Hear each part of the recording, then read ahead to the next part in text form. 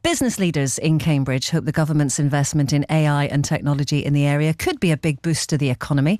This week, the Chancellor Rachel Reeves announced a £2.5 billion extra investment in artificial intelligence and quantum computers as part of the government's bid to build Silicon Fen between Cambridge and Oxford. Charlotte Horobin joins us, Chief Executive Officer of the Cambridgeshire Chamber of Commerce. Morning, Charlotte. Good morning. So, all of this money for sophisticated technology, and I'm standing here reading these out thinking, I don't even understand half of this.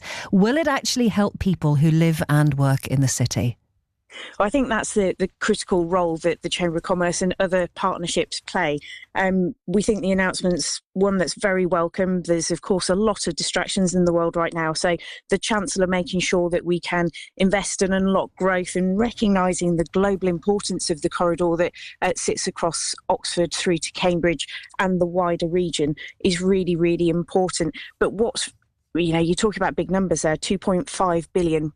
The key now is how do we make sure that then translates into roles, skills, jobs and opportunity for local supply chains, local businesses, and let's make sure that we're then giving opportunity to our local people. In terms of job creation, though, it sounds to me as though you're going to be attracting people who already are very well versed and very learned in this field area. Will it necessarily translate to people in Cambridgeshire trying to get into these areas?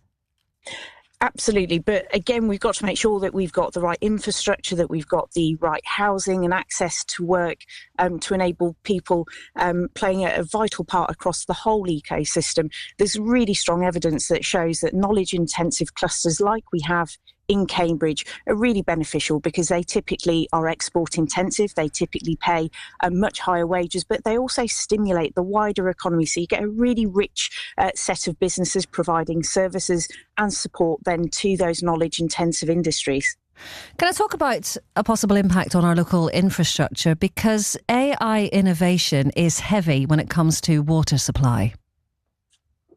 Absolutely. So it's well recognised, isn't it, that we are a region that needs to make sure that it has water in the right places at the right time. So water infrastructure, really well recognised. That's very important. But we also need to make sure that our digital infrastructure not just keeps pace, but arguably jumps ahead. And we need to make sure that that is world leading.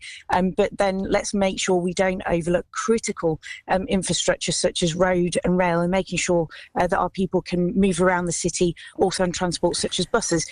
There is no silver bullet, but this is about making sure that we have an ecosystem that works for all types of roles and recognising that people also need to transport into the city to be able to work.